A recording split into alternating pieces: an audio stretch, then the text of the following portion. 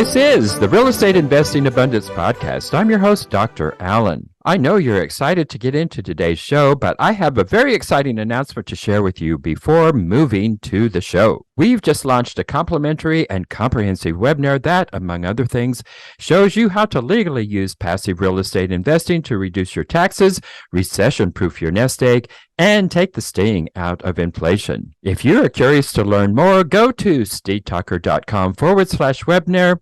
It is complimentary and only takes a couple of minutes of your time. Once again, that is stevetalker.com/webinar. I'll see you in the webinar. Enjoy today's show.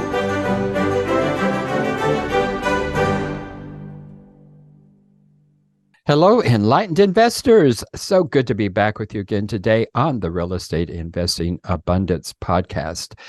And with us today, we have an exciting guest who is going to help us to maximize our property return on investment through submetering.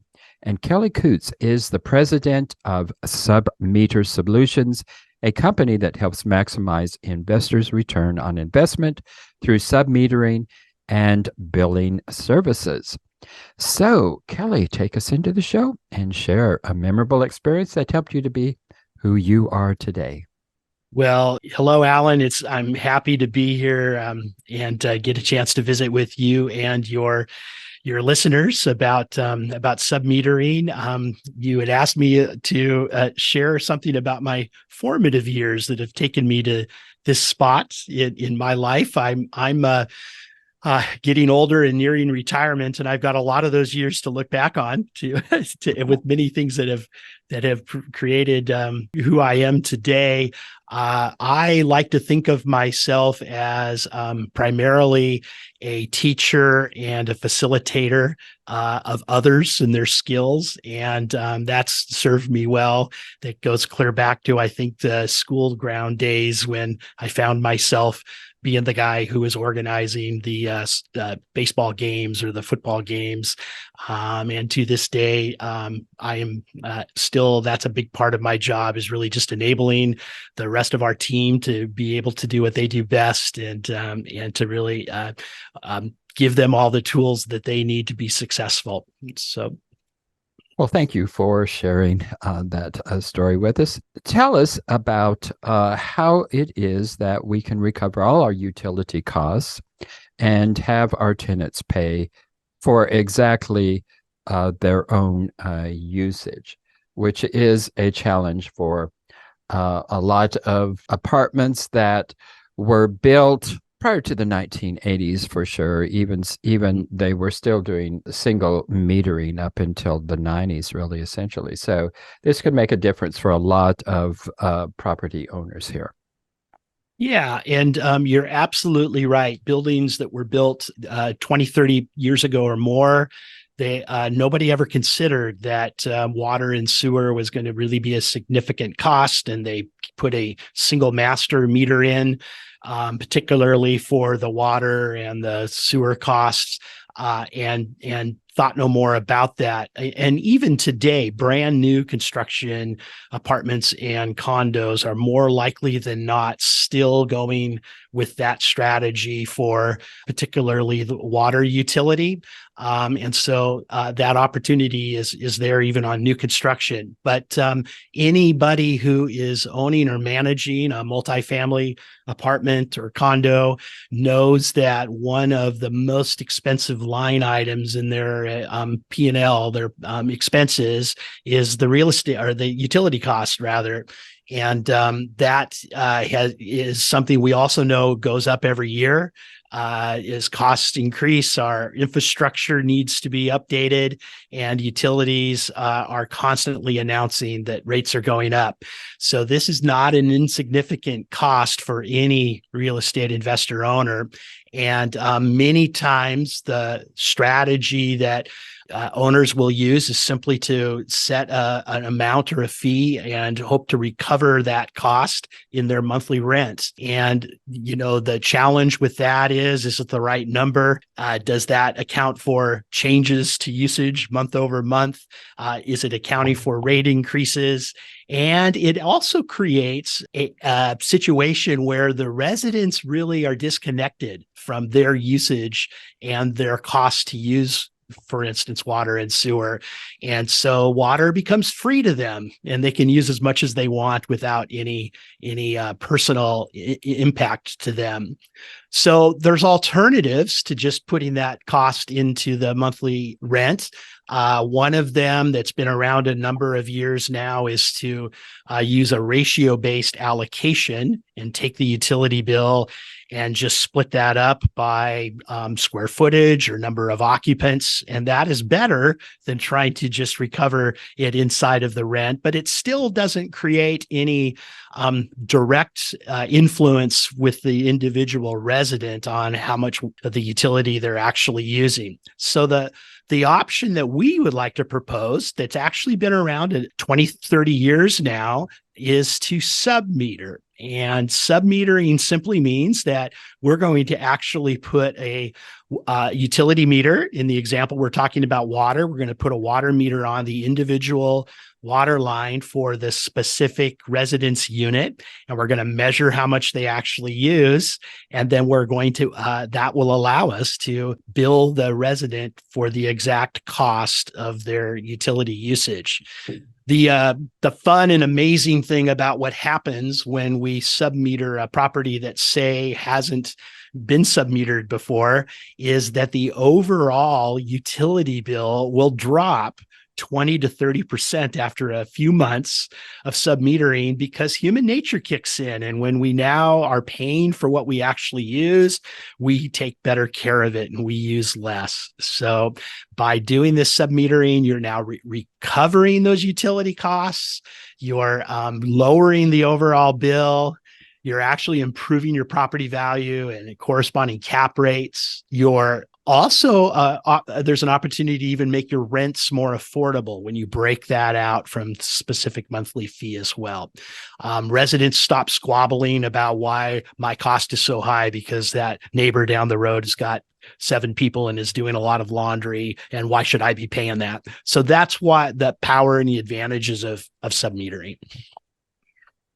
So I can certainly see a lot of benefits to it. What is it that prevents property owners from doing that? Why isn't every property owner just going out there and on the purchase of the property putting those submeters in? That's an excellent question, Alan.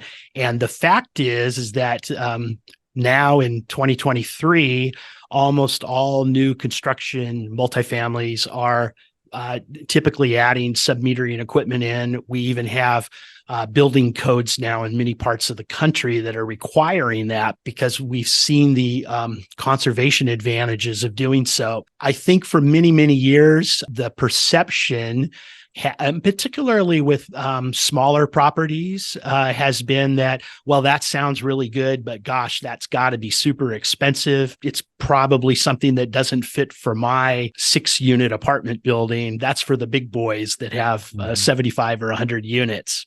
The fact is, though, that we're able to offer up submetering solutions that are very, very affordable, even for the smallest of properties. And when most of the time when we are able to share that with people who are asking about it, they're very surprised at the relative inexpensiveness of adding a new system. So I think in the past there's been some perception of too expensive, and we want to educate folks that just to share with them that that's not true. Well, with the 20 to 30% drop within just 2 to 3 months in expenses, how long does it typically take to pay for that CapEx? We actually are able to calculate a return on investment for most of our clients if they ask us to do that. And if they are currently just covering that utility cost in their monthly rent, and they choose to not make a change on that, but just simply add meters and start individually billing the residents for their cost, the return on investment is usually less than 12 months. We see other clients of ours that will actually offer a rent reduction as a part of their rolling this out. And that pushes it out a little bit longer, but it's very, very unlikely that the return on investment is going to be more than a couple of years. So how do we go about dividing up our utility costs by doing the submetering? That is going to cut down on our costs for sure, but it is also going to take a ton of time to calculate all of those individual bills and send them out. And the city providing the utilities, even though we're submetering, the city is not going to divide those bills up. Yeah, you're absolutely right. They're still going to simply want their utility bill paid by the manager or owner of the property. But companies that are doing submetering like ours, in addition to offering the hardware solution, which will get you the appropriate meters, and as important as the meters, a meter reading system that will, with current technology, push those meter reads up to a cloud server. So there's nobody who has to go to the site and actually manually read these meters, connected to a simple internet connection that either is on site or through a cellular connection. So those reads become very available. And then a third-party billing company like Submeter Solutions can then prepare individual utility bills for each of those residents.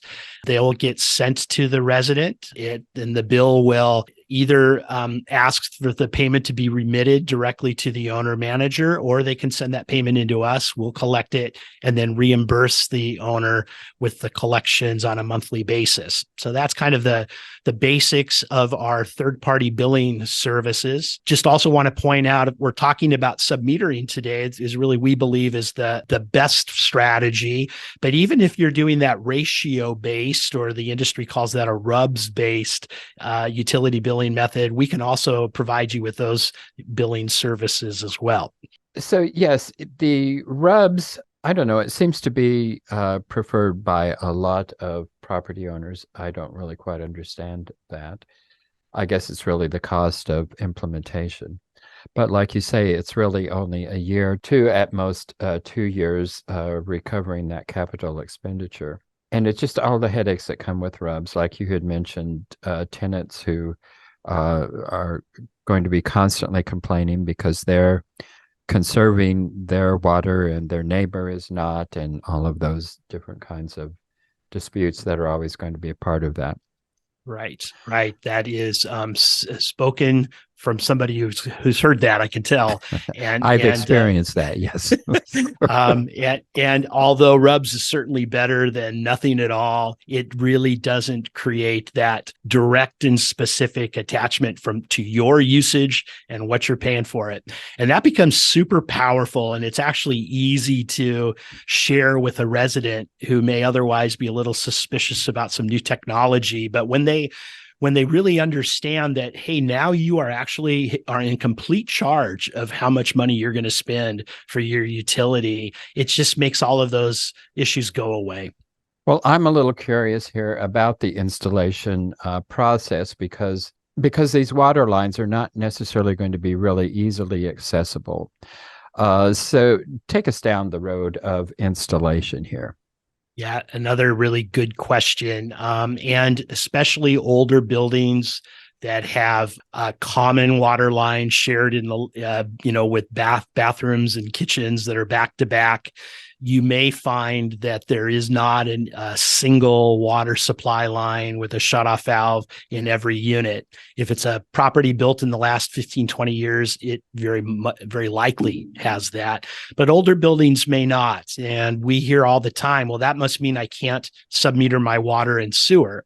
And the answer to that is not necessarily true. If that property or that building does share some water lines, but they still have a hot water heater for the hot water in every unit. That means then that the hot water in every unit is still individually isolated.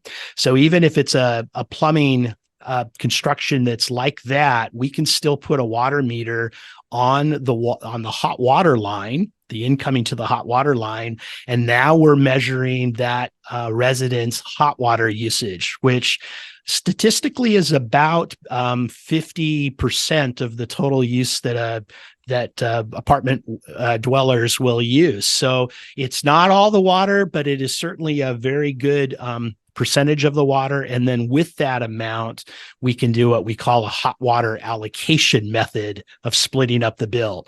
It does translate to your usage will determine what your rate is, much more so than just rubs. Mm-hmm.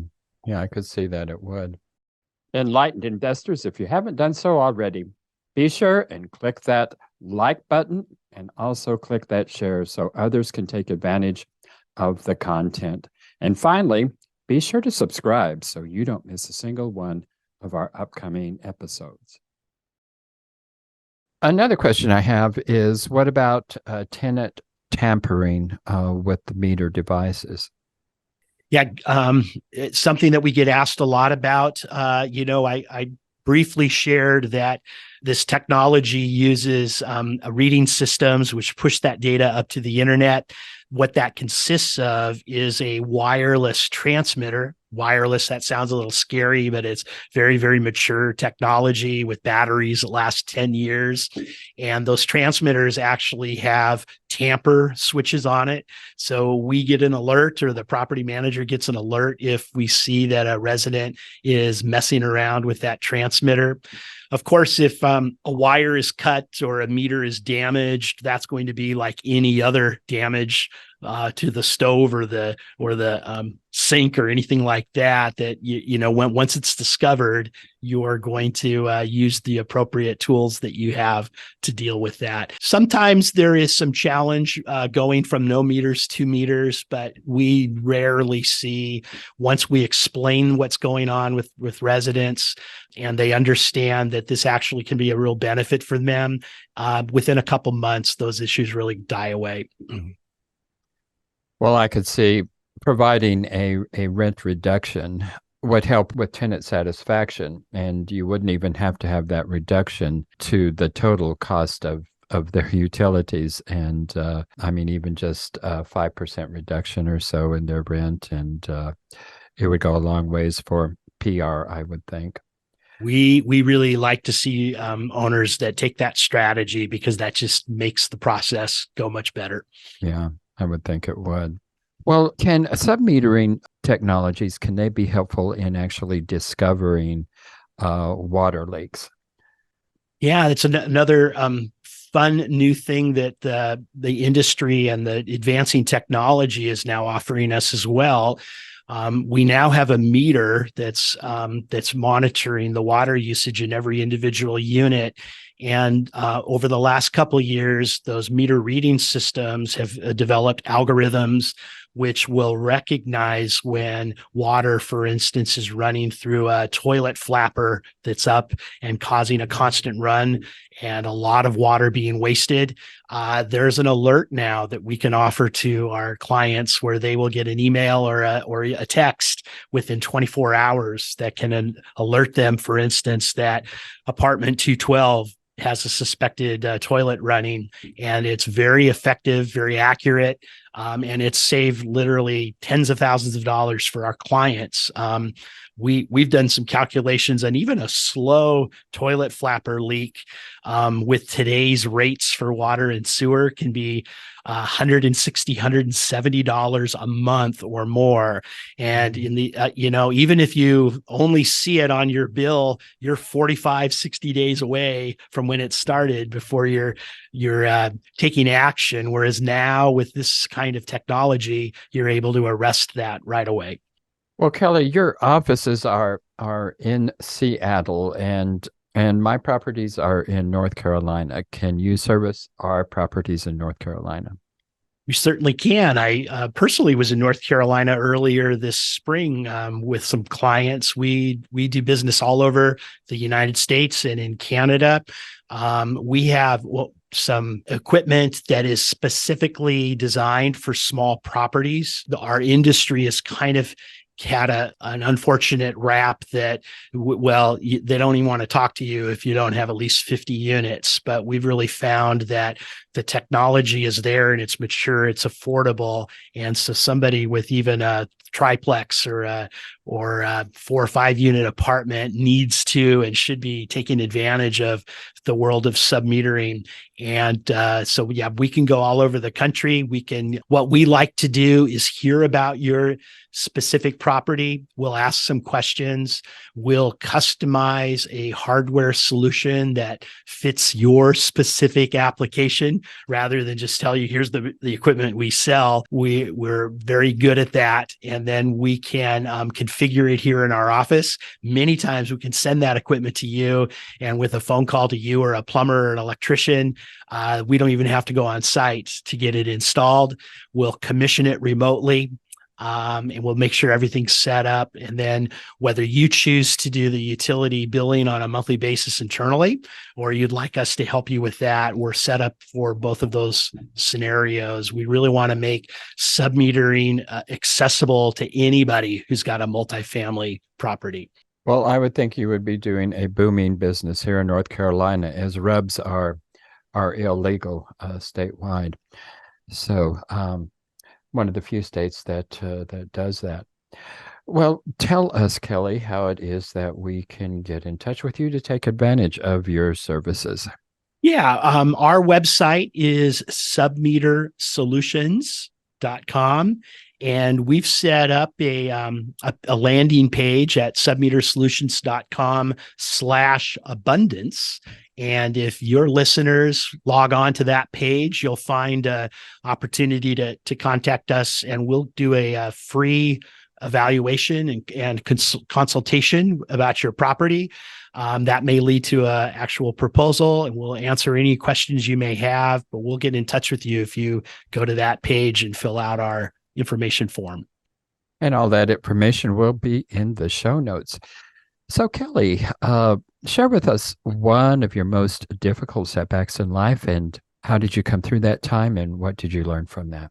Oh, that's such an enlightening question. I suppose that the one that comes to mind for me, it wasn't really work related, but just dealing with some death in the family and having to focus on loving my family and getting through that. And I've really found that I've learned a lot about myself when I'm faced with that kind of adversity, finding out what's really important. It's helped me prioritize the how to put family in its right perspective with my career. And so that was something that really has made a big impact on me.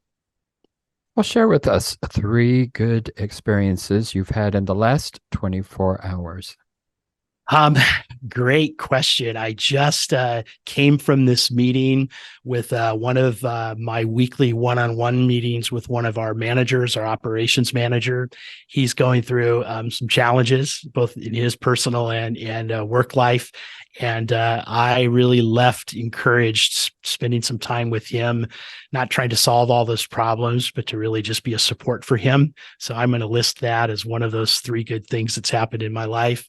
Number 2, I spoke with my mother, who recently lost her husband, who they celebrated their 70th wedding anniversary last Friday. And my father passed away on their 70th wedding anniversary. Wow. That may sound like not a good thing, but a sad thing. But I was able to speak with my mother already this morning. She's doing as good as possible, and just getting a chance to talk and comfort with her over the phone was also one of those special things the last 24 hours. Lastly, I'm a big sports fan, and I'm excited about the World Series that starts this Friday. And I'm going to be rooting for Arizona. So I'm excited to see that ahead. Well, and how are you putting your success as an investor and entrepreneur to work to create universal well-being? Well, our mission, if you will, at Submeter Solutions is we talk about this a lot. It's part of our core values. We're not here just to sell meters and process bills, but we are really take it seriously that we are working in a part of our economy that's creating opportunities to conserve one of our most rare commodities, whether it's water or electricity.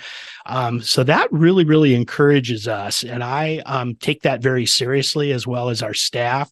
And we talk about that an awful lot here at our company, that yes, this is a company. We want to do well. We want to serve our customers well, but we also are making an impact on this world in a positive way. And I'm super proud about that.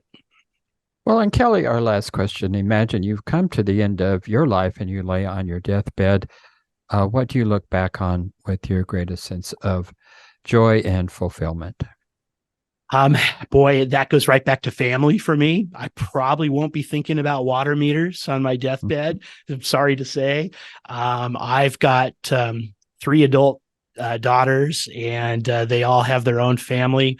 I am a proud grandfather of 7 granddaughters. We do nothing but girls in my family. And the time I spend with them, particularly my young granddaughters, is really the thing that keeps me going. It's so much enjoy just imparting a little about my experiences, and spend time watching them smile and laugh and have fun with each other. And that is truly going to be the thing that I feel most accomplished about, is that my wife and I have set a really good heritage for my family, and we pray for them every day. And we're really just think that that's what life is all about. Well, Kelly, it has been a pleasure having you. Thank you so much for being with us and sharing the benefits of metering utilities. And enlightened investors, thank you so much for being with us. You make our show, and we really, really appreciate you. And we would be really grateful if you would like, share, leave us a comment. We'd love to hear from you, and also subscribe. And would you please go to Apple Podcast and leave us a rating and a review. Until next time, enlightened investors, live abundantly, and we'll see you in next episode.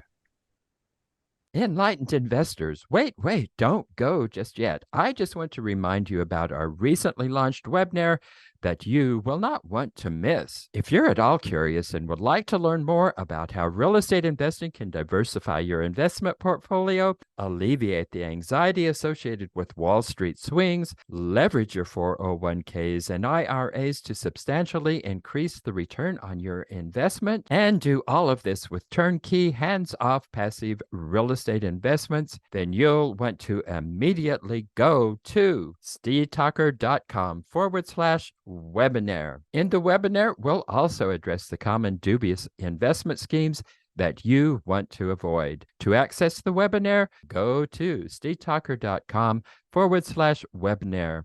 I look forward to seeing you in the webinar.